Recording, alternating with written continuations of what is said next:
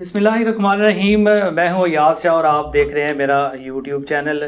میرا تعلق آزاد کشمیر سے ہے اور مختلف آزاد کشمیر کی جو سیاسی شخصیات ہیں یا حکومتی شخصیات ہیں ان کے انٹرویوز کرنے کا موقع ملتا رہتا ہے. لیکن آج جس شخصیت کے ساتھ میں موجود ہوں ان کے ساتھ پہلی دفعہ مجھے موقع ملا، بلکہ یہ کہنا بھی غلط نہیں ہوگا، کسی بھی جو مذہبی شخصیت کے ساتھ یہ میرا پہلا انٹرویو ہوگا اور کسی تعارف کے محتاج نہیں ہے. لاکھوں میں ان کی جو ویڈیوز ہیں سوشل میڈیا پر وائرل ہیں اور جو خاص طور پہ نوجوان نسل ہے وہ ان کو فالو کرتی ہے. میری مراد انجینئر علی محمد مرزا صاحب سے ہے. علی صاحب بہت شکریہ آپ کے ٹائم کا. جزاک اللہ خیرہ. سب سے پہلے تو یہ بتا دیجئے کہ جو آپ بات کرتے ہیں فرقوں کے متعلق کہ فرقوں میں نہ پڑے، یہ آپ کا ایک سلسلہ کار آپ نے بیان کیا ہوا، لیکن جو ہمارے تک باتیں پہنچتی ہیں کہ مسلمانوں کے 72 فرقوں سے کسی ایک فرقے نے جنت میں جانا ہے، تو پھر اینڈ آف دا ڈے ہمیں ایک فرقہ تو کوئی چوز کرنا پڑے گا. لا حول ولا قوت الا باللہ. اللہم صلی علی محمد وعلی آل محمد. آپ کو صرف اتنی بات نہیں پہنچتی کہ 72 فرقوں میں سے ایک نے جانا ہے، وہ 73 میں سے ایک ہے. ساتھ یہ بھی پہنچتا ہے کہ وہ فرقہ ہمارا ہے، باقی سارے جہنمی ہیں. تو یہ کتنی خطرناک بات ہے. آپ جن کے بارے میں جہنمی کہہ رہے ہیں نا، ان کو بھی یہی پہنچا ہوا ہے کہ آپ نے جہنم میں جانا ہے اور ہم نے جنت میں جانا ہے. تو یہ بالکل حدیث کی غلط انٹرپریٹیشن کی ہے. بالکل ایسی کوئی حدیث نہیں تھی. حدیث میں صرف ایک خبر تھی کہ بنی اسرائیل میں 72 فرقے ہوئے تھے، وہ سب کے سب جہنمی تھے. میری امت میں 73 فرقے ہوں گے، ایک جماعت حق پر قائم رہے گی. بخاری مسلم میں آیا. کیونکہ نبی علیہ السلام اس جماعت کا حصہ تھے، آپ کے اہل بیت اس جماعت کا حصہ تھے، آپ کے صحابہ اکرام علیہم رضوان اس جماعت کا حصہ تھے. تو رسول اللہ کسی فرقے میں تو نہیں تھے، وہ تو مسلم تھے، وہ تو ابراہیمی تھے. فرق عربی میں کہتے ہیں ٹوٹ کے الگ ہونے کو. اصل درخت تھا اسلام کا نبی صلی اللہ علیہ وآلہ وسلم، ان کے اہل بیت علیہم السلام، ان کے صحابہ کرام علیہم رضوان. وقت کے ساتھ ساتھ ان سے پتے ٹوٹ کے فرقوں کی شکل میں الگ ہوئے اور آج امت میں اتنے فرقے بن گئے. لہٰذا یہ فرقے تو سارے ہی جہنمی ہیں، اور اصل چیز جو جنت میں جانے والی ہے وہ ہے جو فرقوں کے بغیر ہے. اپنے آپ کو اللہ کے نبی علیہ السلام، ان کے اہل بیت، صحابہ اور اللہ تعالیٰ کی ذات کے ساتھ جو لوگ جوڑتے ہیں نا، وہ فرقہ نہیں. ان کے لیے بخاری مسلم میں آیا کہ میری امت کا ایک گروہ، ایک جماعت قیامت تک حق پہ قائم رہے گی. کوئی نقصان پہنچانے والا انہیں نقصان نہیں پہنچا سکے گا. وہ غالب رہیں گے یہاں تک کہ قیامت کی صبح آ جائے. اب یہ جو حدیث میں خبر تھی یہ تو ہمیں ڈرانے کے لیے تھی. جس طرح کہ مسلم شریف میں حدیث ہے کہ قرب قیامت میں عورتیں ایسا لباس پہنیں گی گویا کہ ننگی ہوں، یا وہ باریک لباس ہوگا یا وہ لباس چست ہوگا. اس کا مطلب ہم یہ نکال لیں گے کہ اللہ کے نبی نے فرمایا تھا کہ قرب قیامت میں عورتیں چست لباس پہنیں گی تو ہم اپنی عورتوں کو اس طرح کا لباس پہنائیں؟ نہیں، بلکہ ہم مطلب یہ نکالیں گے کہ ہم نے بچنا ہے. لہٰذا یہ فرقوں والی حدیث اس لیے نہیں تھی کہ فرقے بناؤ، اس لیے تھا کہ نہیں بنانے. کیونکہ قرآن میں واضح حکم ہے وَاعْتَصِمُوا بِحَبْلِ اللَّهِ جَمِيعًا وَلَا تَفَرَّقُوا. تم سب کے سب مل کر اللہ کی رسی کو مضبوطی سے تھام لو اور فرقہ واریت میں مت بٹو. یہ اس لیے تھا کہ آپ نے فرقے نہیں بنانے، اس لیے نہیں کہ آپ فرقے بنانا شروع کر دیں. تو یہ بالکل پبلک کے اندر ایک جھوٹ انہوں نے مشہور کر دیا کہ جی فرقہ ہونا چاہیے، فرقہ ہونا چاہیے. فرقہ نہیں ہونا چاہیے. فرقہ ہے تو آپ مارے گئے. اور اس سے بڑی بات یہ کہ آپ یہ دیکھ لیں سارے فرقوں کو ایک دوسرے کو جہنمی کہتے ہیں. نیو ٹی وی کے اوپر بھی میرا پروگرام، کوئی ایک فرقہ بھی اس کے لیے راضی نہیں ہوا کہ وہ کہہ دے کہ باقی فرقوں کے پیچھے نماز ہو جاتی ہے. اور پروگرام کر رہے تھے اتحاد امت پہ. اتحاد امت کہاں؟ یہ فساد امت انہوں نے مچایا ہوا ہے.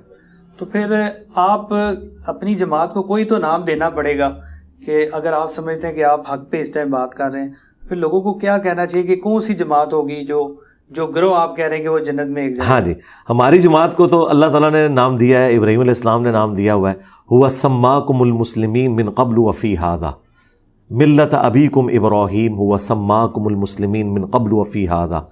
پیروی کرو ابراہیم کی ملت کی جس نے قرآن کے نزول سے پہلے تمہارا نام مسلم رکھا تھا اور اللہ نے اس کتاب میں تمہارا نام مسلم رکھ دیا. تو حضرت ابراہیم علیہ السلام مسلم تھے، اور نبی صلی اللہ علیہ وآلہ وسلم کو یہود و نصارہ کی سازشوں کے خلاف اللہ تعالیٰ نے ایجوکیٹ کیا. کیونکہ یہودی کہتے تھے ہم ابراہیمی ہیں، نصارہ کہتے تھے ہم ابراہیمی ہیں. اللہ تعالیٰ نے فرمایا ما کان ابراہیم یہودیا ولا نصرانیا.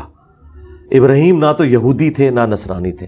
ولکن کان حنیفا مسلما، بلکہ وہ تو سب سے ٹوٹ کر ایک اللہ کے ہو گئے تھے، حنیفہ تھے اور مسلم تھے، وما کان من المشرکین، اور وہ مشرک نہیں تھے۔ تو ہمارے نبی علیہ السلام بھی مسلم، ان کے جد امجد ابراہیم بھی مسلم، اور ہم بھی مسلم۔ اب آگے جو تفریقات ہو گئی ہوئی ہیں اس حوالے سے، جو فرقے بن گئے ہیں، تو میرے خیال ہے ہمیں ان فرقوں میں پڑھنے کی ضرورت ہی نہیں ہے۔ ہم اپنے آپ کو مسلم کہیں، اور مسلم جو ہے ان کی ٹیکسٹ بک ہے قرآن۔ رہ گئی احادیث جو سنی شیعہ کنفلکٹ کی وجہ سے آ گئی، تو وہ بھی 90% مسائل ایک جیسے ہیں، جو 10% مسائل ہیں ان سے کوئی فرق نہیں پڑتا۔ ہمارے عقائد نہ بخاری سے ثابت ہوں گے نہ اصول الکافی سے ہوں گے، عقائد قرآن سے ثابت ہوں گے، سیدھی سی بات ہے۔ اور قرآن سنی اور شیعہ کے درمیان کامن بانڈ ہے، غدیر خم کی حدیث قرآن اور اہل بیت۔ تو قرآن پاک کے خلاف تو اہل بیت کوئی تعلیم دے ہی نہیں سکتے نا۔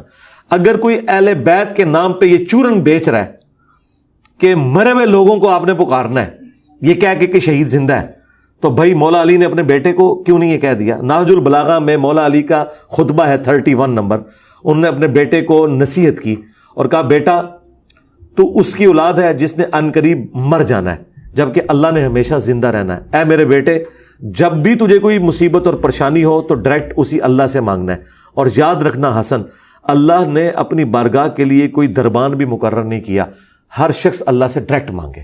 اگر حسن ابن علی کو مولا علی یہ نہیں کہہ رہے کہ مجھے بیچ میں ڈالنا ہے یا علی مدد کہنا ہے، تو سرکار باقی تو شاہی کوئی نہیں۔ اب کوئی کہے کہ نہیں جی ہمارے بزرگوں نے سکھایا، تو بھائی بزرگوں نے جو سکھانا تھا وہ تو مولا علی کا خطبہ موجود نہج البلاغہ میں، قرآن میں آ گیا ایاک نعبد و ایاک نستعین، اور سب سے بڑھ کر قرآن میں آیا امن یجیب المضطر اذا دعا، بھلا بتاؤ تو کون ہے جو مصیبت میں گھرے ہوئے شخص کی فریاد کو سنتا ہے، اس سے اس کی تکلیف کو دور کر دیتا ہے، اور تمہیں زمین پر اگلوں کا خلیفہ کرتا ہے۔ کیا اللہ کے ساتھ کوئی اور الہ بھی ہے؟ اس کے باوجود کہ شیعہ کے صبح و شام کے اذکار میں یہ آیت پڑھی جاتی ہو سورہ نمل کی، وہ ترجمہ بھی نہ پڑھ کے دیکھیں، اور وہ اٹھتے بیٹھتے اور ہستیوں کو پکاریں، تو وہ ہستیاں تو خود اعلان برات ان سے کر دیں گی۔ اور یہاں پہ سنیوں نے جو تصوف کے نام کے اوپر ڈرامہ بازی کی ہے، اور مرے ہوئے بابوں کو جو دربار دیکھتے ہیں اور انہیں کوئی پتہ نہیں اندر کون ہے، اوریجنل بندہ بھی ہو تب بھی مانگنا تو اللہ سے ہے۔ تو عقیدے قرآن سے لیے جائیں گے، باقی جو مسائل ہیں ان میں آپ اختلاف رائے رکھ سکتے ہیں، وہ کوئی مسئلہ نہیں ہے۔ میں ہاتھ چھوڑ کے بھی نماز پڑھتا ہوں، ہاتھ باندھ کے بھی۔ اہل سنت کے ہاں بھی دونوں روایتیں موجود ہیں، شیعہ کے ہاں ایک روایت کے اوپر زیادہ زور ہے، تو ٹھیک ہے ہاتھ چھوڑ کے بھی کوئی نماز پڑھتا ہے، ہمارے نزدیک درست ہے۔ شیعہ بھی رفع الیدین کر کے نماز پڑھتے ہیں، اہل سنت کی کتابیں بھی یہی کہتی ہیں۔ اب سنی نہیں کر رہے، ان کا اپنا قصور ہے، اہل حدیث تو کر رہے ہیں، اہل سنت کا یہ گروہ ہے نا، تو کتابوں کو فالو کریں، بابوں کو چھوڑ دیں۔ اس میں جو لوگوں سے یہ سوال ہوتا ہے کہ آپ درباروں پہ جا کے سجدے کرتے ہیں، جبکہ سنی جو علماء ہیں یا جو وہ لوگ ہیں وہ یہ نہیں مانتے کہ ہم ان کو سجدہ کر رہے ہیں، وہ کہتے ہیں جی ہم سجدہ اللہ کو ہی کر رہے ہیں، لیکن یہ اللہ کے نیک بندے ہیں اس لیے ہم یہاں پہ آ کے سجدہ جی سیم یہی الفاظ قرآن میں لکھے ہوئے ہیں مشرکین عرب کے بارے میں، سورہ الزمر کے اندر وہ کہتے ہیں ہم ان ہستیوں کی عبادت اس لیے کرتے ہیں کہ یہ ہمیں اللہ کے قریب کر دیں گی۔ تو اللہ تعالیٰ نے فرمایا کہ اللہ تعالیٰ نے تو ان کی کوئی سند نازل نہیں کی ہے، تم نے خود سے یہ چیز بنا لی ہے۔ جی بالکل، ان کے بڑے بھی یہی کہتے تھے، ابو جہل اور اس کے ساتھی بھی، کہ ہم لات، منات، عزا کی عبادت نہیں کرتے ہیں، بلکہ یہ اللہ کی طرف سے چھوٹے چھوٹے دیوتا ہیں، پیچھے اللہ ہی ہے۔ اللہ کہنا منو پیچھے نہ کرو، اگے لے کے آؤ، میں ہی ہاں، میری ہی عبادت کرو۔ بھائی اسلام کو اگر ایک لائن میں ڈیفائن کرے نا تو اسلام ہے دین توحید۔ اگر توحید نہیں ہے، نہ محبت اہل بیت آپ کے کام آنی ہے، نہ محبت رسول، نہ عشق صحابہ، سب کا سب زیرو سے ملٹیپلائی اللہ تعالیٰ کر دے گا اگر توحید نہیں ہے۔ کیا حسین ابن علی نے گلا اس لیے کٹایا ہے کہ لوگ ان کی عبادت کریں، یا اس لیے کہ لوگ اللہ کی عبادت کریں؟ کیا مولا علی علیہ السلام خطروں کے باوجود گھر سے نکلے فجر کی نماز کے لیے اور ان پر کاری زخم آیا، وہ اس لیے کہ لوگ مولا علی کی عبادت کریں یا اس اللہ کی عبادت کریں کہ جس کا بندہ ہے علی؟ تو جب ان بڑوں نے اپنی عبادت نہیں کروائی ہے، چھوٹے تو شاہی کوئی نہیں ہے، تو یہ کہنا کہ بیچ میں ان کو ڈالا ہوا ہے، نہیں، بالکل نہیں۔ نہ سنیوں کی کتابیں سے سپورٹ کرتی ہیں، نہ شیعہ کی۔ سجدہ صرف اللہ کو ہوگا۔ جتنے بھی عبادت کی رسومات ہیں، نظر، نیاز، قربانی، روزہ، حج، زکوٰۃ، جھکنا، یہ صرف اللہ کے ساتھ خاص ہے۔ اور اگر کوئی شخص کہتا ہے کہ اس کے ساتھ کوئی پیغمبر بھی شریک ہے تو وہ کافر ہے، سیدھا کافر ہے۔ آپ کا جو ایک ویڈیو میسج جو میرے بھی بہت سارے تعلق والے، خاص طور پہ جو نوجوان لڑکے ہیں، وہ مسجد میں اس لیے نہیں جا رہے تھے کہ مولوی صاحب نے کہا عشاء دیاں 17 پڑھنیاں، ظہر دیا اس طرح انہوں نے رکعتیں اتنی بتائی کہ وہ کہتے ہیں یار رہنے دیو بڑا لمبا. جی ظلم کیا ہے. آپ کی جو ویڈیو اس میں آپ نے کہا جی آپ صرف فرض پڑھیں جا کے، اس کے پیچھے لاجک کیا اصل میں؟ لاجک اسی کے پیچھے ہے جو وہ کہہ رہے ہیں، ان کے پیچھے تو لاجک ہی کوئی نہیں ہے. دیکھیں ان سے بھی پوچھ لیں، سنی شیعہ کے ہاں کامن ہے کہ فجر کے 2 فرض ہیں، ظہر کے 4، عصر کے 4، 3 مغرب 4 عشاء. شیعہ جمع کر کے پڑھتے ہیں. اہل سنت کے ہاں بھی جمع کرنا جائز ہے، لیکن افضل جو ہے وہ الگ پڑھنا ہے، اور شیعہ کے ہاں بھی افضل الگ پڑھنا ہے. خود نہج البلاغہ میں مولا علی کا ایک خط ہے جو انہوں نے اپنے گورنروں کے نام لکھا، اس میں 5 نمازوں کے الگ الگ وقت انہوں نے بتائے ہیں. شیعہ کو جب ہم یہ پیش کرتے ہیں وہ کہتے ہیں ہاں کرنا ایسے ہی چاہیے، لیکن پریکٹیکلی نہیں کرتے. اچھا سنیوں کو ہم کہتے ہیں کہ مسلم شریف میں ہے کہ نبی الاسلام نے بغیر خوف کے، بغیر بارش کے، بغیر سفر کے مدینہ شریف میں ظہر عصر کو جمع کیا اور مغرب اور عشاء کو. اور ابن عباس سے جب لوگوں نے پوچھا کہ ایسا کیوں کیا تھا، انہوں نے کہا تاکہ امت کے لیے آسانی ہو جائے اور کوئی تنگی باقی نہ رہے. وہ کہتے ہیں ہاں جائز تو ہے لیکن ہم نہیں بتائیں گے عوام کو. دونوں نے ڈرامہ بازی کی ہوئی ہے. تو نمازیں ہیں 5، رکھتے ہیں ٹوٹل 17، پانچوں کی ملا کے، فجر 2، ظہر 4، عصر 4، 3 مغرب 4 عشاء. باقی جتنی نمازیں ہیں ان کا نام ہی ہے نفل. اور حیران کن بات، عربی میں نفل کہتے ہیں فالتو کو. مال غنیمت کے لیے ہے انفال، جس کا نام ہی ہے فالتو اس کو یہ کہہ رہے ہیں اس کے بغیر نماز ہی نہیں ہوتی. یہ کہتے ہیں نہیں ہم سنتے کہہ رہے ہیں. جس سنت کا لفظ کسی حدیث میں موجود نہیں ہے. حدیث میں 2 ہی الفاظ ہے، فرض اور نفل. سنت فقہا کی ٹرم ہے کہ وہ نوافل جو نبی علیہ السلام نے ہمیشہ پڑھے، ہم کہتے ہیں یہ سنت مؤکدہ ہیں. یہ وہ فالتو ہے جو حضور شوق سے کیا کرتے تھے، فالتو ناٹ فرض. یہ وہ فالتو ہے جو حضور نے کبھی کیا کبھی نہیں کیا، غیر مؤکدہ ہے فالتو. اور اس کا ثبوت ایک اور مسلم شریف میں حدیث ہے. اما عائشہ سے کوئی آ کے پوچھتا ہے السلام علیہ، بتائیں کہ نبی علیہ السلام کی نفلی نماز کتنی رکعت ہوتی تھی، فالتو نماز. تو انہوں نے پتا کیا کہا، بیٹا نبی صلی اللہ علیہ وآلہ وسلم ظہر کی نماز سے پہلے 4 نفل میرے حجرے میں پڑھتے جنہیں ہم سنت مؤکدہ کہتے ہیں. حدیث میں ہے نفل. اور پھر ظہر کے بعد 2 نفل آ کے میرے حجرے میں پڑھتے. اچھا اما عائشہ کیا کہہ رہی ہیں، ظہر سے پہلے اور ظہر کے بعد. اس کا مطلب ہے اما عائشہ یہ نہیں کہہ رہی کہ ظہر کے ساتھ. اما عائشہ اس کو ظہر کا حصہ نہیں مانی، کہہ رہے ظہر تو پہلے اور ظہر تو بعد. تو اما عائشہ نے فارغ کر دیتا ہے. اور یہ بھی نہیں کہا کہ ظہر کے فرضوں سے پہلے، نہیں. یہ کہتے ہیں کہ 12 رکعتیں ظہر کی وہ فرضوں کا حصہ ہے. ہم کہتے ہیں نہیں 4 ہی فرض ہیں، باقی 8 نوافل ہیں. پھر مسلم شریف میں ایک اور حدیث ہے کہ نبی علیہ السلام نے فرمایا کہ جو فرض کے علاوہ 12 رکعتیں پڑھ لے گا اللہ اسے جنت میں محل دے گا. 4 ظہر سے پہلے، 2 ظہر کے بعد، 2 مغرب کے بعد، 2 عشاء کے بعد. وہی جو اما عائشہ نے کہتے کہ 4 ظہر سے پہلے، 2 ظہر کے بعد، 2 مغرب کے بعد، 2 عشاء کے بعد اور 2 فجر سے پہلے، وہ 12 رکھتے ہیں. باقی تو جتنی ہیں وہ تو مزید لوگوں نے خود سے بھی داخل کر لی ہوئی. ٹوٹل جو رکھتے ہیں وہ 17 ہے فرض، اور اس کے علاوہ نفلی 12 رکھتے ہیں.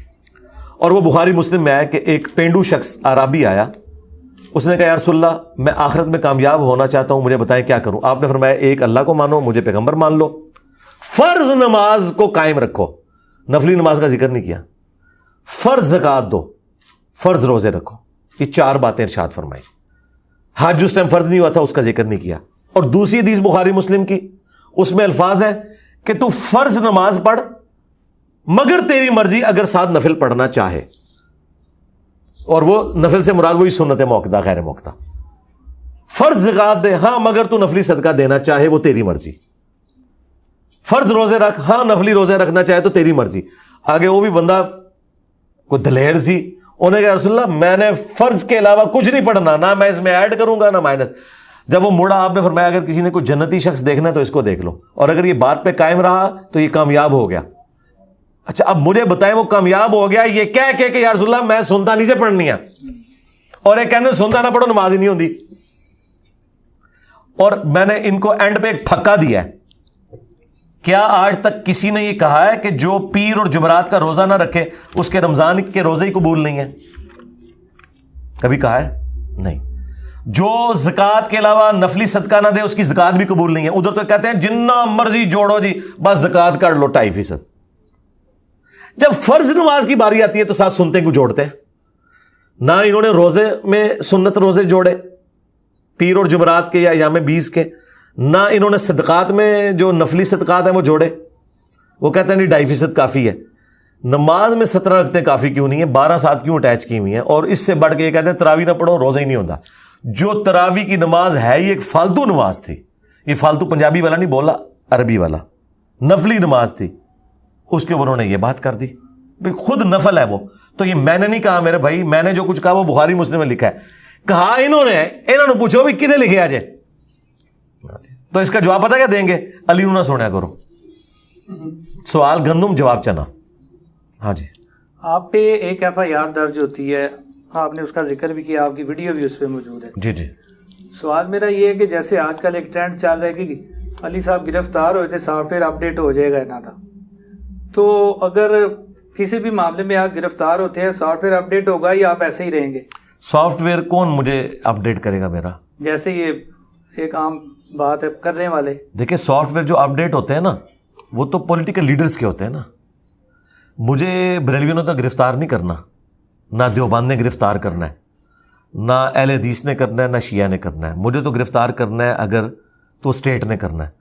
تو سرکار کیا اسٹیٹ کا فرقہ بریلوی دیوبندی اہل حدیث شیعہ ہے، یا اسٹیٹ تو یہ کہہ رہی ہے کہ ہمارے جھنڈے میں سفید نشان بھی ہے، کافر بھی رہ سکتے ہیں؟ اگر کافر رہ سکتے ہیں، اگر قادیانی کافروں کی عبادت گاہوں کے باہر جمعے کے دن سیکیورٹی ہو سکتی ہے تو میری اکیڈمی کے باہر سیکیورٹی کسی کو کیوں چبھتی ہے؟ میں تو مسلمان ہوں. ٹھیک ہے. تو کیا قادیانیوں کا سافٹ ویئر لوگ اپڈیٹ کرتے ہیں کہ وہ اپنا غلط مذہب چھوڑ دیتے ہیں؟ نہیں. شیعہ جب گرفتار ہوتے ہیں تو کیا وہ شیعہ سے سنی ہونے کا اعلان کر دیتے ہیں؟ نہیں، وہ یہ تو ڈیمانڈ کرتے ہی نہیں ہے. اسٹیٹ کو تکلیف یہ ہوتی ہے کہ آپ نے کوئی ایسی ایکٹیویٹی پرفارم نہیں کرنی جس میں آپ روڈز کو بلاک کریں، آپ کسی سے جینے کا حق چھینیں. ہم تو سب کو جینے کا حق دے رہے ہیں. میں تو کہتا ہوں قادیانی جو کافر ہیں نا انہیں بھی رائٹ ہے کہ انہیں آپ نوکریاں دیں. آپ ان سے علمی اختلاف کر کے انہیں اسلام کی طرف بلائیں بجائے ان سے نفرت کرنے کے. باقی رہ کے بریلوی دیوبندی اہل حدیث شیعہ انہیں میں پہلے ہی مسلمان سمجھتا ہوں. نمازیں میں ان کے پیچھے پڑھتا ہوں، چندے ان کو دیتا ہوں. میں نے کوئی چندہ بک نہیں بنائی، اپنی مسجد نہیں بنائی، انہیں کے پیچھے نمازیں پڑھتا ہوں. پیچھے کیا بات رہ گئی؟ تو ہمیں تو کوئی گلا کر نہیں سکتا. تو ہمارا سافٹ ویئر کس نے اپڈیٹ کرنا ہے؟ مجھے یہ سمجھ نہیں آتی. کہتے ہیں سافٹ ویئر اپڈیٹ کریں گے.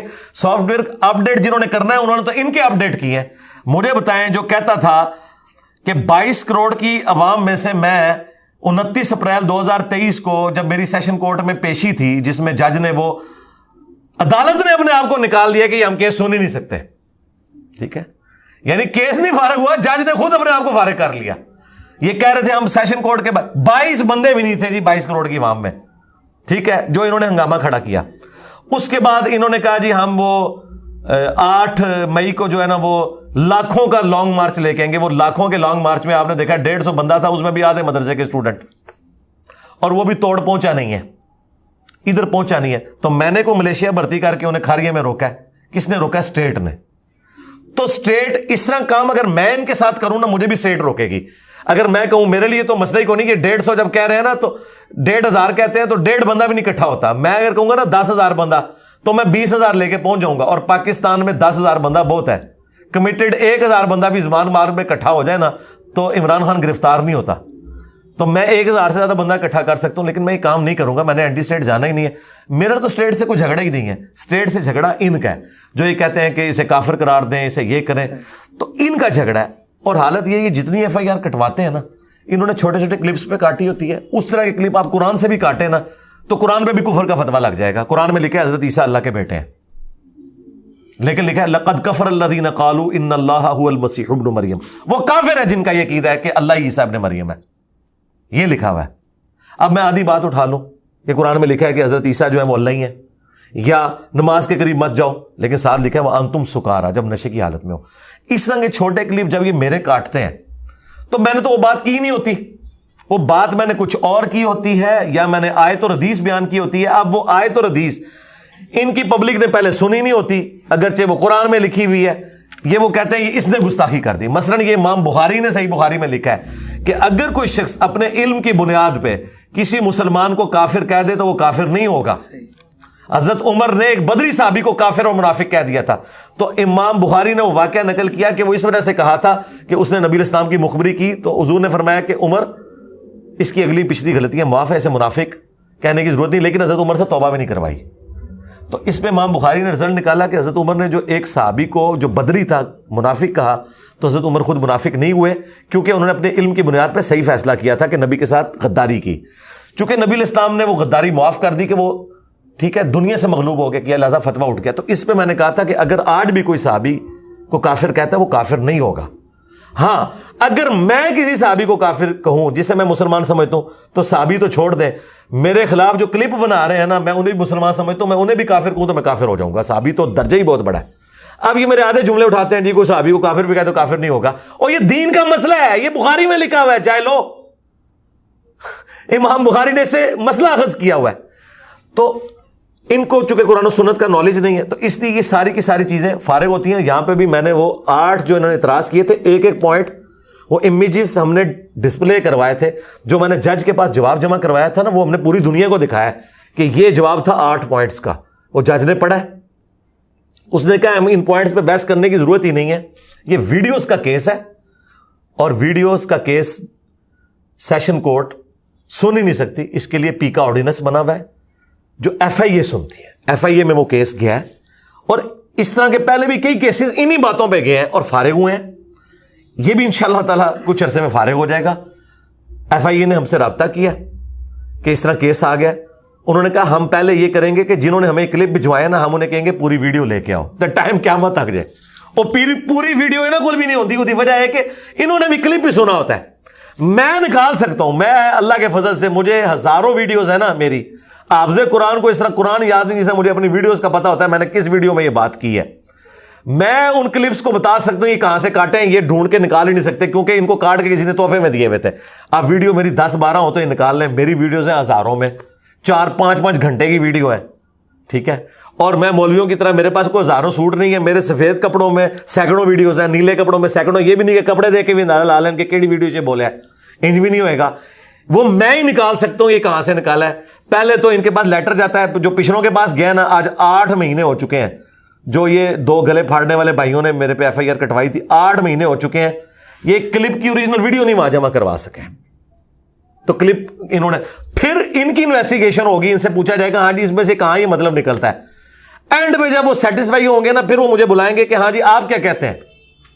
اور اس میں سپریم کورٹ کا فیصلہ یہ یاد رکھیں، جوڈیشری کے لوگ بھی سن لیں کہ اگر کوئی بندہ آ کے عدالت کے سامنے کہتا ہے نا کہ میرا کہنے کا یہ مطلب نہیں ہے تو اس بندے کی بات مانی جائے گی چاہے اس نے وہ بات کی بھی ہو. تو میں نے تو کی بھی نہیں ہوئی ہے اور میں بتاؤں گا کہ یہ بخاری میں لکھا ہوا ہے تو امام بخاری پہ کفر کا فتویٰ جائے گا، میرے پہ تو جائے گا ہی نہیں، یہ فارغ ہو جائیں گے. یہ صرف اس لیے کرتے ہیں، آپ دیکھیں یہ ساری باتیں کر کے نا اینڈ پہ پتہ کیا کہتے ہیں کہ جی 5 لاکھ روپیہ انعام دوں گا میں. یہ کیوں؟ ان کو پتہ ہے گورنمنٹ نے تو پکڑنا کوئی نہیں، یہ غازی اٹھانا چاہتے ہیں اور غازی مسلمان کے خلاف ٹھیک ہے. تو پیڑ پا لیا جائے، 3 غازی دے آلریڈی آ چکے ہیں تھے ڈکلیئرڈ، اور تینوں جڑے نے نا جڑے 1 منٹ پہلے کہہ رہے ہوتے تھے ہم پھانسی کا پھندا چوم لیں گے، سارے معافیاں مانگتے پھرتے. یہ حالت ہوتی ہے ان غازیوں کی. تو یہ اب بھی جو کچھ کر کے دیکھ لیں انشاءاللہ ہم اپنے کیسز کو فیس کریں گے. باقی ان کی خواہش نہیں پوری ہونی کہ یہ سمجھتے ہیں کہ اب ہم اس طریقے سے کروا لیں گے، تب کروائیں گے جب میں نے وہ کیا ہوگا. اگر میں نے نہیں کیا ہوا، اللہ کے بندو جتنا ہنگامہ دنیا میں کھڑا ہوا ہے نا میری وجہ سے، ابھی تک کچھ نہ کچھ ہو جانا تھا. تو یہ جو کچھ نہیں ہو رہا تو آپ خود سوچ لو کیوں نہیں ہو رہا، کیونکہ وہ سب کچھ قرآن و حدیث میں لکھا ہوا ہے. اب اوپر جو لوگ بیٹھے ہوئے ہیں نا وہ پڑھا لکھا طبقہ ہے، ایون وہ کسی فرقے سے بھی ہے نا تب بھی وہ لاجیکل بات کرتا ہے. اس نے فیصلہ کرنا ہے آئین اور قانون کے مطابق، اپنے مسلک کے مطابق نہیں کرنا. مولوی فیصلہ کرے گا اپنے مسلک کے مطابق، آئین اور قانون اور قرآن و سنت کے مطابق نہیں اس نے کرنا. یہ سمجھتے ہیں اوپر جو جج بیٹھے ہوئے نا وہ بھی ہمارے فرقے سے ہوں، ہمارے مطابق فیصلہ کریں. سرکار وہ کریں گے نا، ہم ہائی کورٹ میں جائیں گے، وہ جج کا کیس بھی اڑا دے گی ہائی کورٹ اور اسے سزا بھی ملے گی. تو نے یہ غلط فیصلہ کیوں کیا، ایک بندے کی لائف کو ونریبل کیا. اس لیے کوئی جج جرت ہی نہیں کرتا کہ غلط فیصلہ لکھے. پہلے کر لیتے تھے، پہلے اس لیے کرتے تھے کہ جج کو پتا تھا میں باہر نہیں نکل سکوں گا، باہر عوام مجھے مارے گی. اب جج کو پتا ہے کہ اگر میں کوئی اس طرح کا فیصلہ کروں گا عوام کی مرضی کا، میری تو نوکری جائے گی، اور اگر میں صحیح فیصلہ کروں گا تو ان میں سے کسی کی جرت نہیں مجھے کچھ کہہ سکے. کیونکہ FATF حافظہ اللہ تعالی، ضرب عزب حافظہ اللہ تعالی، رد الفساد حافظہ اللہ تعالی کے بعد یہ ہماری اسٹیٹ کی ایجنسیز نے، فوج نے، جوڈیشری نے، حکومتوں نے یہ اب طے کر لیا ہے کہ مولوی کے لیے اب یہاں کوئی جگہ نہیں ہے. یا تو ان کے لیے ویٹیکن سٹی بنے گا یا یہ میری طرح علمی اختلاف کریں گے. جتھے بنا کے کچھ نہیں کر سکتے. چھوڑ دیں, سب سے پاپولر لیڈر آپ کا عمران خان ہے, اس نے جتھا بنا کے کیا کر لیا؟ تو مولوی تو شاہی کوئی نہیں. عمران خان سے زیادہ کمیٹڈ لوگ کسی مولوی کے ساتھ ہیں؟ سعد رضوی صاحب ہے نا, کیا سعد رضوی نے کبھی دھرنا دیا ہے میرے خلاف؟ کوئی اس کا بیان آیا, ایک اس کا بیان آیا انٹریکٹ, وہ بھی اس نے معذرت کی کہ یہ میں نے آپ کے بارے میں نہیں کہا تھا, کسی اور کے بارے میں کہا تھا, وہ آپ کے کھاتے میں میرے لوگوں نے ڈال دیا. اس نے معذرت کر لی, اور میں نے ویڈیو میں کہا کہ انہوں نے معذرت کی ہے. تو کون سی جماعت اٹھے گی؟ خادم رضوی صاحب کی زندگی میں میں نے ہنگامہ کھڑا کر کے رکھا ہے, نام لے لے کے ان کو پکارا ہے, اور میری ویورشپ ان سے زیادہ تھی. کبھی خادم رضوی صاحب نے کہا میں جیلم اکیڈمی دھرنا دوں گا, اور وہ نجی محفلوں میں کہتے تھے منڈوں نے چھیڑو, یہ جو گلا پہ کرتا ہے صحیح پہ کرتا ہے. اور جواب ساڈے کو کوئی نہیں, جواب دیں گے تو ساری اپنی عوام چھوڑ دے گی. اور میں نے اپنی مخالفین کو کہا ہے کہ اگر اپنا فرقہ بچانا چاہتے ہو تو خاموش ہو جاؤ, یہ ذہن میں رکھنا. اگر بولو گے نا تو اگر تمہارا فرقہ آندہ 20 سالوں میں ختم ہونا تھا 5 سالوں میں ختم ہو جائے گا. مجھے دیکھیں انہوں نے 2 مہینے کے اندر, ٹھیک ہے, پہلے آسمان سے دوسرے آسمان پہ میری دعوت کو پہنچا دیا انہوں نے. کوئی سول سوسائٹی میں سے, کوئی میڈیا میں سے, کوئی صحافیوں میں سے یا بڑے لوگوں میں سے کوئی بندہ بچا ہے کہ جس سے میرا تعارف نہ اس وقت ہو, اور سب لوگ آگے میڈیا میں انہیں کنڈیم کر رہے ہیں کہ یار وہ سر کی قیمت رکھتے ہیں. وہ کہتا ہے علمی اختلاف کرو, وہ جتنے اعتراض کرتے ہیں وہ جواب دے دیتا ہے اور کہتا ہے تمہاری کتابوں میں یہ لکھا ہوا ہے. تو مجھے تو فائدہ ہو رہا ہے. ہاں ایک نقصان مجھے ہے, اور وہ بھی آپ لوگوں کے نزدیک, کہ میری لائف ونریبل ہو رہی ہے. اس کی مجھے پرواہ پہلے کوئی نہیں ہے. ہاں وہ اسی کاسٹ کے اوپر ہم دعوت کا کام اٹھا رہے ہیں, یہ بات ذہن میں رکھیں. اگر ایک F-16 کا پائلٹ یہ سوچ لے کہ کسی وقت بھی فنی خرابی کے تحت یہ لگ سکتا ہے, تو سرکار وہ F-16 تو نہیں اڑائے گا نا. F-16 اڑا کے جو وہ کرتب دکھا رہا ہے یا دشمن کی فوج کو بھگا رہا ہے نا, تو اس کی اسٹرینتھ بھی وہی F-16 ہے جو وہ موت کے تخت پہ بیٹھا ہوا ہے. تو یہ جو موت کا تخت ہے نا میرا, یہی میری اسٹرینتھ ہے. اور آخری بات میں اس میں کروں گا, مولا حسین علیہ السلام کا قول ہے کہ اگر زندگی کا اینڈ موت ہے تو شہادت سے بیسٹ کوئی آپشن نہیں ہے. کیوں روڈ ایکسیڈنٹ میں مروں, کیوں ہارٹ فیلئر سے مروں, کیوں ایئر کریش میں مروں, اللہ کی راہ میں کیوں نہ مروں؟ اگر موت کا وقت فکس ہے اور موت آنی آنی ہے تو شہادت میں کیوں نہ آئے؟ ویسے تو ہر مسلمان کہتا ہے یا اللہ منو شہادت ہی موت دیں, جدو شہادت نیڑے آندی سب تو پہلے مسلمان ناظرے ہوندے جگہ. آپ کے جو فالوورز ہیں, ظاہر ہے آپ بھی اسٹوڈنٹس, میں فالوور نہیں کہتا, اسٹوڈنٹس کہہ لیں, اکیڈمی میں بھی اور فیس بک پہ, سوشل میڈیا پہ لاکھوں کی تعداد میں آپ کو لوگ دیکھتے ہیں. یہ بتا دیں کہ کس سیاسی جماعت کو موجودہ حال میں سپورٹ کرنا چاہیے؟ میں تو کہتا ہوں کہ آپ کا رائٹ ہے, آپ جس مرضی جماعت کو سپورٹ کریں. کرائٹیریا میں آپ کو بتا دیتا ہوں. میں اگر کسی ایک جماعت کا نام لوں گا نا تو دوسری جماعت کے لوگ اس کی ہزاروں خرابیاں بتائیں گے جو جینون بھی ہوں گی. تو میں کیوں اپنے گاٹے فٹ کروں کسی جماعت کو؟ میں کہتا ہوں کہ جو جماعت آج کے دور میں آپ کو یہ کہہ رہی ہے نا کہ آئین اور قانون کی حکمرانی ہونی چاہیے, جوڈیشری اپنی حدوں کو کراس نہ کرے, فوج اپنی حدوں سے باہر نہ نکلے, پالیٹکس میں کوئی رول ادا نہ کرے, پرائم منسٹر اپنا کام کرے, سول سوسائٹی اپنا کام کرے, اور آئین اور قانون کی حفاظت کے لیے سب لوگ چلیں اور اسے سپیریئر مانیں. جس طرح ہم دین میں کہتے ہیں کہ سپیریئر قرآن و سنت ہے, تو کسی ملک میں ہمارا عہد ہے کہ ہمیں جو یہاں کا شناختی کارڈ ملا ہے وہ اس لیے کہ میں پاکستان کے آئین کے ساتھ وفادار ہوں.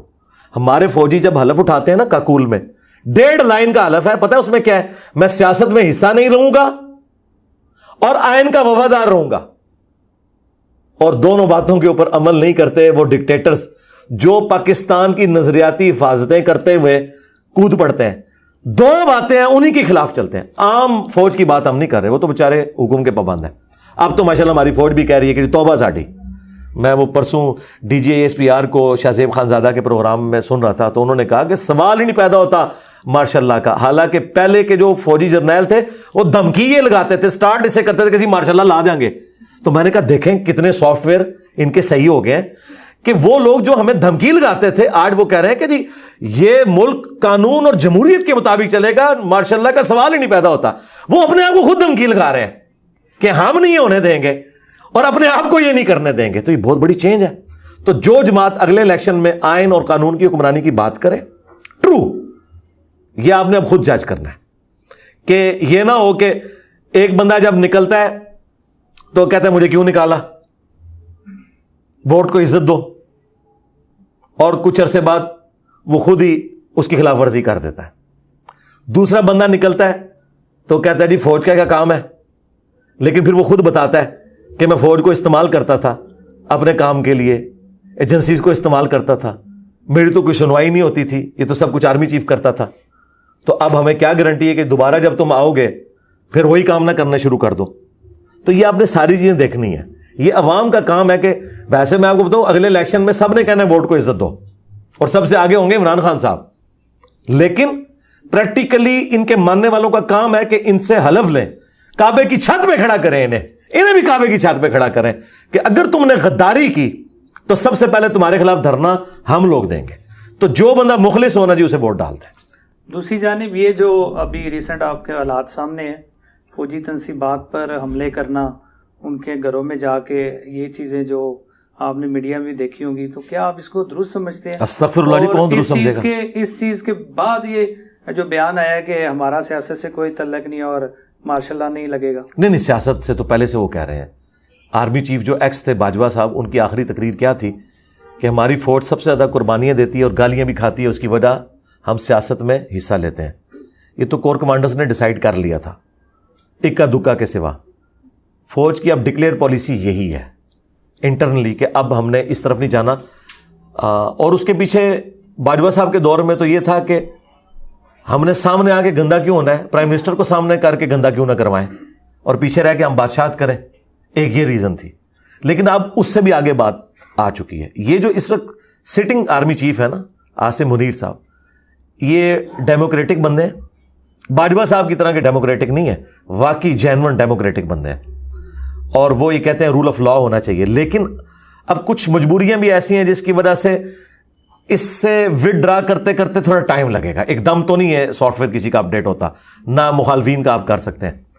تو اس وقت تو جو کچھ عمران خان صاحب نے پچھلے ایک سال میں کیا ہے فوج کے ساتھ, فوج تو ایک دن اس طرح کی چیز برداشت کرتی تھی کیا پرانی فوج؟ مجھے بتائیں. تو یہ 1.25 سال سے جو عمران خان صاحب کی تقریریں وہ برداشت کر رہے ہیں, یہ اس بات کا ثبوت ہے کہ ان کے اندر اب سننے کا حوصلہ آ گیا ہے اور وہ کافی حد تک ٹالریٹ کرتے ہیں. اب یہ جو معاملہ ہوا ہے اس میں سمجھتا ہوں کہ پی ٹی آئی کے جو ورکرز ہیں انہوں نے غلوف سے کام لیا ہے اور قانوناً بھی غلط کام کیا ہے. شروع میں تو یہ لوگ جھنڈے لہرا رہے تھے, اب یہ کہہ رہے ہیں نہیں ہمارے اندر اور لوگ گھس گئے تھے. یار ایک بات پہ تو قائم رہے نا, یا تو اس وقت آپ غلط تھے یا آپ غلط ہیں. میرا خیال ہے یہ بالکل غلط ہوا. میرے کل بھی ایک پی ٹی آئی کے جو مین وکیل ہیں ان سے بات ہوئی, جو اب ان بچوں کی ضمانتیں لے رہے ہیں. وہ کہہ رہے ہیں کوئی جج ضمانت دینے کے لیے تیار نہیں ہو رہا. وہ کہہ رہے ہیں کہ دہشت گردی کے مقدمات ہیں, ضمانت کیسے دیں؟ بات تو ٹھیک ہے.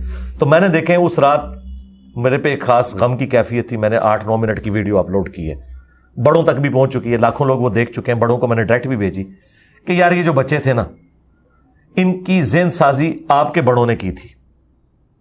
جو بڑے اب ریٹائر ہو کے سکون سے زندگی گزار رہے ہیں, خود تو اے پولیٹیکل ہوئے ہیں سو کالڈ, بچے لوگوں کے جا رہے ہیں جیلوں میں. اخلاقاً سب سے پہلے انہیں آپ جیلوں میں پھینکیں, ان کا کورٹ مارشل کریں, اس کے بعد ان بچوں پہ کریں. لیکن یہ بڑا ظلم ہے کہ یہ بچے تو جیل میں سڑ رہے ہیں اور وہ اے سی والے کمروں میں گھر بیٹھے ہوئے ہیں جنہوں نے ان بچوں کو تیار کیا تھا.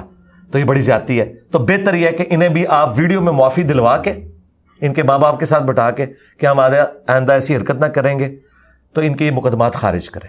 یہ آپ کے اپنے بچے ہیں, اسٹیٹ ماں کا درجہ رکھتی ہے اور ماں کا کام ہے کہ بچوں سے اگر ایسی غلطی ہو جائے تو معاف کریں. اور اس میں دیکھیں میں سمجھتا ہوں کہ فوج سے بھی مس ہینڈلنگ ہوئی ہے. یہ کور کمانڈر کا کام نہیں تھا کہ اس طریقے سے وہ خود نکل جاتا اور یہ مواب کے حوالے اپنا گھر کر دیتا, یہ کرنا نہیں چاہیے تھا. تو یہ ان سے بھی مس ہینڈلنگ ہوئی ہے, اور اس کو تو کور کمانڈر کو انہوں نے ہٹا بھی دیا اپنی پوسٹ سے, آپ کو پتہ ہے نا.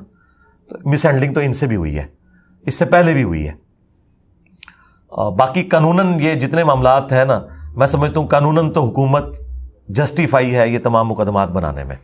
ہم کس منہ سے ان کو کہیں کہ یہ غلط کام نہیں ہوا؟ ہم تو نہیں یہ جھوٹ بول سکتے, غلط کام تو ہوا ہے. صرف ان کے پاس اب چھوٹنے کا راستہ یہ ہے کہ یہ اپنی معافی نامہ ویڈیو میں آ کے کہیں کہ جی ہم جذباتی ہو گئے تھے, یہ ہو گیا. باقی جو نقصان ہونا ہے وہ تو عوام پہلے بھی بھگت رہی ہے. وہ تو سرکار سیاست دانوں نے بھی اتنا قوم کا نقصان کیا ہے, اس کے بعد جوڈیشری نے کتنا قوم کا نقصان کروایا, کتنے بڑے بڑے کیسز پہ انہوں نے اربوں روپیہ لگایا اور 1 روپیہ نہیں نکال سکے. اقامہ نکلا اینڈ پہ, ایمن فیلڈ وہیں پہ کھڑا ہوا ہے. انہوں نے ہمیں کہانی کرائی تھی نا کہ یہ پاکستان آنا چاہیے, کروڑوں اربوں روپیہ انہوں نے جوڈیشری کا ضائع کروایا, اینڈ پہ 1 اقامہ نکلا ہے, کچھ بھی نہیں کر سکے. اس طرح فوج بھی آپ کو پتہ ہے جو کچھ معاملات چلتے رہے. تو جب انہوں نے اربوں روپیہ ضائع کیا, عوام نے اگر کر دیا ہے تو یار معاف کر دو. عوام نے بھی تو آپ سارے بڑوں کو معاف ہی کیا ہوا ہے نا, آپ کے بچے ہیں معاف کر دو یار, کیس خارج کرو. میری تو یہ موقف ہے جی. اس سے فساد بڑھے گا. اور خان صاحب کا بھی یہ کام ہے کہ وہ کنڈیم کریں. اب وہ ڈھکے چھپے الفاظ میں تو کنڈیم کر رہے ہیں, لیکن ننگی بات نہیں کر رہے. وہ ننگی بات اس لیے نہیں کر رہے کہ کل کو ان کو جینون ضرورت پڑی تو عوام نے نکلنا کوئی نہیں. میرے خیال ہے یہ آپ اس انسیکیورٹی کا شکار نہ ہو. ہم آپ کے لیے آواز اٹھائیں گے اگر آپ کے ساتھ زیادتی ہوئی, چھوڑ دیں. لیکن اس کی بنیاد پہ آپ یہ نہ کریں کہ جنہوں نے غیر قانونی کام کیے آپ انہیں لیجیٹیمائز کر دیں. نہ انہوں نے مسجد نبوی والے واقعے کی مذمت کی اس طریقے سے, ٹھیک ہے, ایک جنیرک سی سٹیٹمنٹ دیتے ہیں جو ڈیول ہو جاتی ہے. نہیں, بالکل کہیں کہ جس نے بھی کیا غلط کیا, خواہ میری محبت میں کیا, وہ کہتے ہیں جی یہ چور ہے, ان کے ساتھ یہی ہونا چاہیے.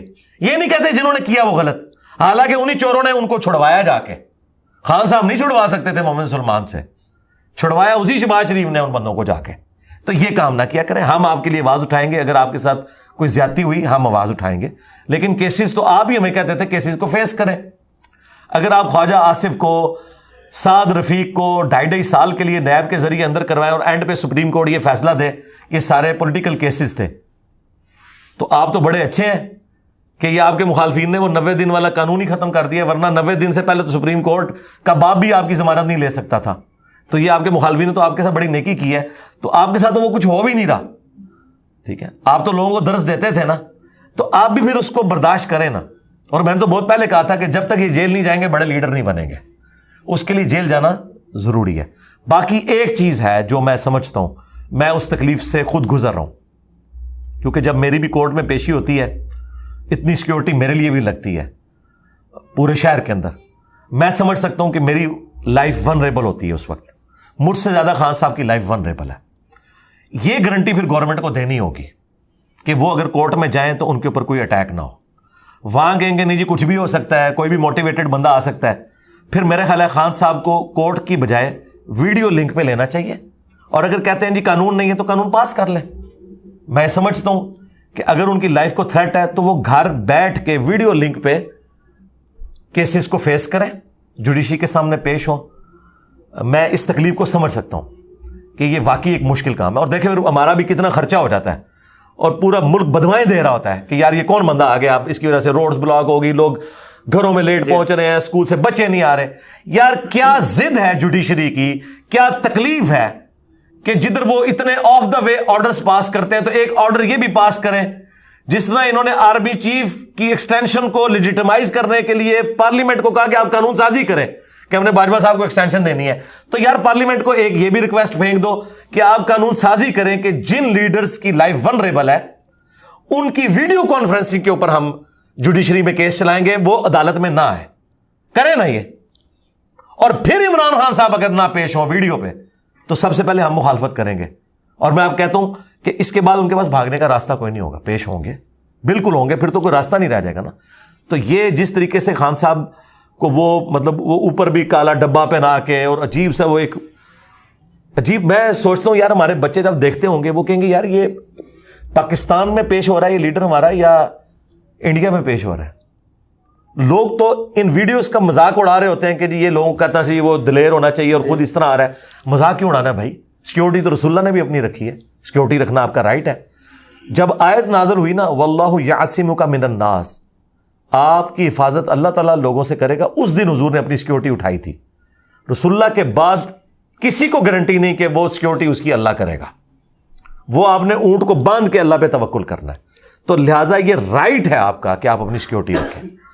اگر ریلیجسلی موٹیویٹڈ لوگ توہین مذہب کے نام کے اوپر خان صاحب پہ ایک اٹیک کر چکے ہیں, ان کے مخالفین تو کہتے ہیں جعلی تھا, جو بھی تھا یار ایک چیز ہمیں نظر تو آئی نا, ہوا تو ہے نا, ٹھیک ہے نا, چلیں وہ گولی نہیں لگی, کوئی اور چیز چھرا لگ گیا یا جو کچھ بھی ہے, جو ٹانگ کا پورا مسئلہ ہوا, لیکن بہرحال ایک پبلکلی تو ہم نے دیکھا ہے کہ بندے نے فائر چلایا ہے.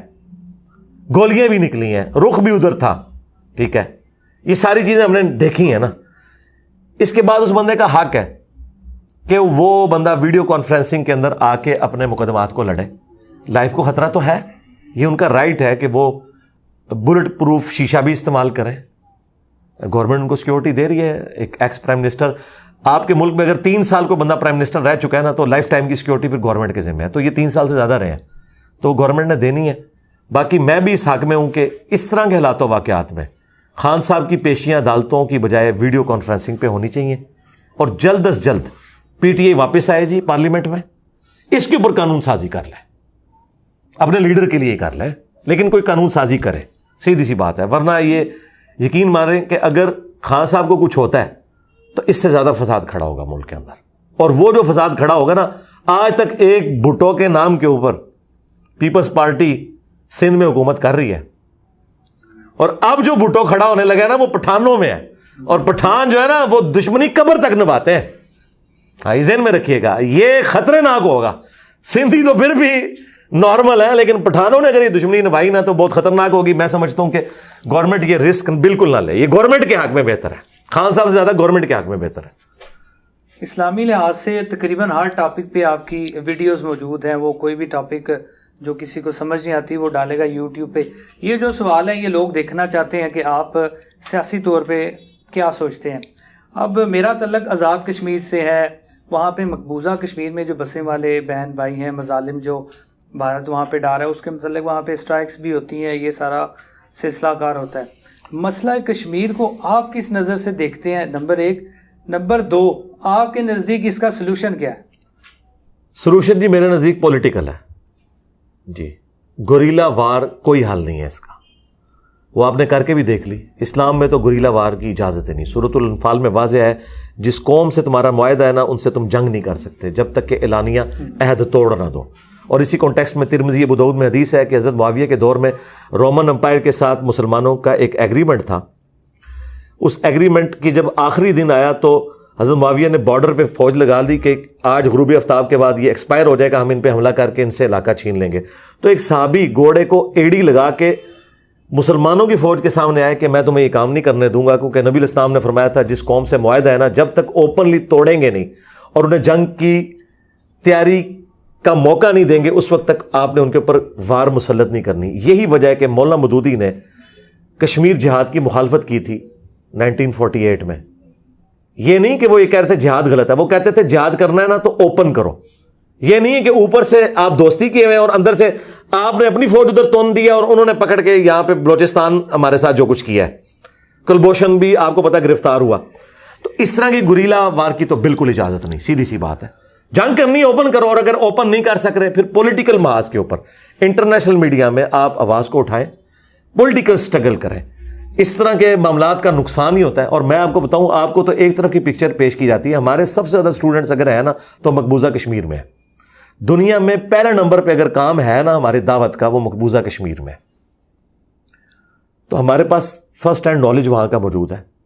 یہاں سے ایک مجاہد جا کے کارروائی ڈال کے آتا ہے, پیچھے سے سینکڑوں گھر کی وہ تلاشی لیتے ہیں, سینکڑوں بچوں کو جیلوں میں ڈال دیتے ہیں. تو کیا نکلا؟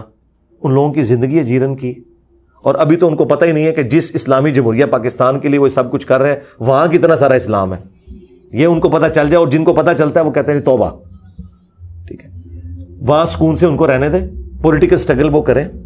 آج بھی مقبوضہ کشمیر میں انڈیا نے وہ بیسک رائٹس ان شہریوں کو دیے ہوئے ہیں اکانومی کے پوائنٹ آف ویو سے, جابز کے پوائنٹ آف ویو سے, جو معذرت کے ساتھ شاید ہم نہیں دے سکے اپنے لوگوں کو.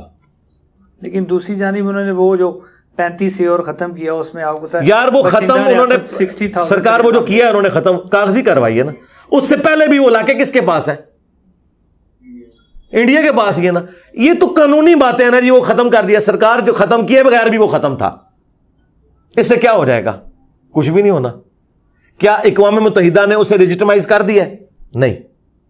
وہ ہم قانوناً جنگ لڑیں گے کہ یہ غلط ہوا ہے, لیکن پریکٹیکلی تو مقبوضہ کشمیر انڈیا کے پاس ہے. چلے جی میں آج مودی سے کہہ کے اس کو ختم کروا دیتا ہوں, اس کے بعد کیا کشمیر ہمیں مل جانا ہے؟ تو لگتے مشکار ہی ہے نا. چاہے آپ سر رکھیں تکیے والی سائڈ پہ, چاہے رکھیں پاؤں والی سائڈ پہ, آپ کی کمر تو درمیان میں رہے گی نا. اینڈ رزلٹ یہ ہے کہ چیز تو وہی ہے نا. یہ تو قانونی بحث ہے نا کہ یہ ہو گیا وہ ہو گیا, غلط ہوا, لیکن اس کے بغیر بھی کیا ان کو حقوق وہاں وہ والے ملے ہوئے تھے جو ہم چاہتے ہیں, لیکن جو ان کو ملے ہیں وہ تو یار ان کو سکون کی زندگی وہاں گزارنے دو. میرا تو یہ ہے, میں وہ جو یاسین ملک صاحب ہیں ان کی جد و جہد کو میں بالکل سلام پیش کرتا ہوں. یہی ایک طریقہ ہے اور انشاءاللہ تعالیٰ اسی میں سے کوئی خیر نکلے گا. یہ اسی طرح کا ایک سوال ہے, اسی کے ساتھ ریلیٹڈ ہے. آپ کیا سمجھتے ہیں کہ وزیر خارجہ بھی بھارت گئے ہیں, ایک کانفرنس تھی آپ کو پتہ ہوگا, جی تو کیا ان کا جانا کشمیر میں اس وقت سوٹیبل ہے, یا جو مقبوضہ کشمیر بسنے والے لوگ ہیں وہ اس چیز کو اس لحاظ سے دیکھتے ہیں کہ پاکستان کے وزیر خارجہ کو اس طرح انڈیا میں نہیں آنا چاہیے تھا, ان کا جانا ملک کے لیے فائدہ مند ہے؟ یہ جذباتی باتیں ہیں, قرآن تو ایسا نہیں کہتا. قرآن تو یہ کہتا ہے کہ اگر آپ کا کسی قوم کے ساتھ معاہدہ ہے اور اس کافر قبیلے نے مسلمانوں کو قتل کر دیا ہے تو آپ ان کے ساتھ معاہدہ نہیں توڑیں گے. چند مسلمانوں کے پیچھے آپ سارے مسلمانوں کو تو نہیں اسٹیک پہ لگائیں گے. سورہ نساء پڑھ کے آپ دیکھ لیں, ان لوگوں نے قرآن نہیں پڑھا ہوا. اب اس کی وجہ سے جو باقی جو 20 کروڑ کے مسلمان ہیں جو انڈیا کے اندر, ان کا کیا قصور ہے کہ آپ ان کو تکلیف میں ڈال دیں. پھر اگلی بات, یہاں تو وہ لوگ بڑی جذباتی باتیں کرتے ہیں کہ جی وہاں وزیر خارجہ گئے ہیں اور ہمارے وزیر خارجہ مقبوضہ کشمیر کیوں نہیں گئے. مجھے بتائیں, اگر انڈیا کا وزیر خارجہ پاکستان آئے, ہم اسے بلوچستانیوں کے جو لبریشن فرنٹ ہے ان سے ملانے کے لیے لے کے جائیں گے؟ بتائیں. تو جذباتی باتیں چھوڑیں. اچھا, انڈیا کے کسی فوجی کی ویڈیو لیک ہوتی ہے کہ وہ کہتا ہے کہ جناب ہمیں کھانا ٹھیک نہیں مل رہا ہے, یہاں لوگ مذاق اڑاتے ہیں, اور اگر انڈین فوج اس کو فارغ کر دے, کہتے ہیں زیادتی ہوئی ہے. آپ کا کوئی فوجی یہ حرکت کرے اور انڈیا میں ویڈیو چلے, آپ نہیں اپنے فوجی کو فارغ کریں گے؟ یار خدا کے لیے اپنے آپ کو وہاں رکھ کے دیکھیں. خوابوں کی دنیا سے باہر نکلے ہیں, پڑھے لکھے لوگ بنے یار خدا کے لیے. اس لیے میں کہتا ہوں تھوڑی سائنس کی تعلیم حاصل کریں, کچھ تھوڑا سا آپ مورل ویلیوز سیکھ لیں, ایتھکس کو ایز اے سبجیکٹ پڑھ کے دیکھیں, تاکہ آپ کو پتا چلے کہ دنیا میں اس طرح نارمز نہیں ہوتے ہیں, یہ جذباتی باتیں ہیں کی جو ہو گیا.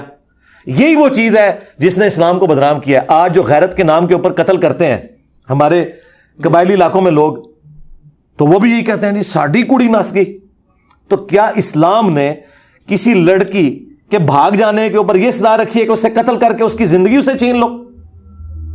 تو تم اللہ سے بڑے کوئی دین کے ٹھیکیدار بنے ہوئے ہو نعوذ باللہ, یا رسول اللہ سے بڑے بنے ہوئے ہو خدا کے لیے. اور نہیں جی یہ ساڑی غیرت کا مسئلہ ہے, اور چھوڑ دے تیری غیرت.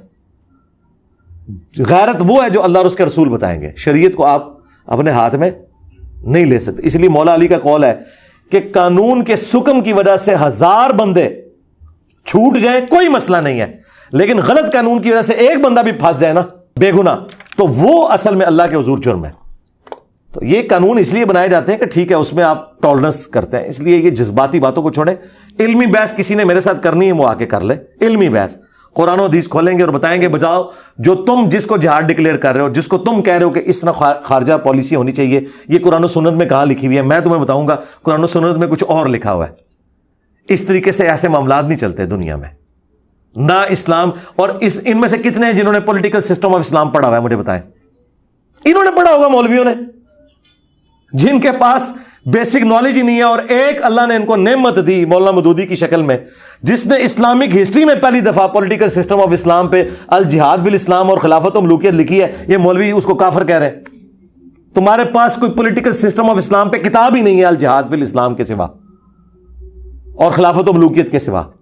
اس لیے آج تو مودودی صاحب کے جو ناقدین ہیں نا, وہ بھی کہتے ہیں کہ وہ خلافت و ملوکیت میں جو جمل صفین نروان نے ڈسکس کیا ہے نا, اسے نکال دیا جائے. تو واقعی اس پلانٹ ارتھ پہ اس طرح کی کتاب کبھی نے کسی نے نہیں لکھی, جو شروع میں انہوں نے درجنوں آیات درجنوں احادیث سے اسلام کا سیاسی نظام بتایا. وہ واقعی مودودی صاحب کا بہت بڑا کارنامہ ہے خلافت و ملوکیت. تو یہ جذباتی باتیں ہیں, کوئی علمی بات کریں. ابھی آ جاتے ہیں آپ کی تھوڑی پرسنل لائف. آپ نے تھوڑا ذکر تو کیا ہے کہ مشکلات ہوتی ہیں, لیکن پھر بھی اگر آپ کو کہیں جانا پڑ جائے, لوگ آپ کو پہچانتے ہیں, زیادہ تر جو آپ کے حامی ہوتے ہیں یا مخالف ہوتے ہیں؟ ابھی تک کا کوئی ایسا تجربہ رہا ہو؟ نہیں, آج تک کوئی مخالف نہیں ملا, ہمیشہ حامی ملے ہیں جی. میں کیوں کہوں, یہ مخالف آپ کو صرف یوٹیوب پہ نظر آتے ہیں. عام عوام تو محبت کرتی ہے نا, اللہ کا شکر ہے. تو چاہنے والے ملے ہیں, آج تک کوئی مخالف نہیں ملا. اللہ خریداری کرتے ہیں مارکیٹ میں جا کے؟ ہاں جی, خریداری بھی کرتا ہوں میں, دوسرے شہروں میں بھی جاتا ہوں, انڈکلیئرڈ جاتا ہوں.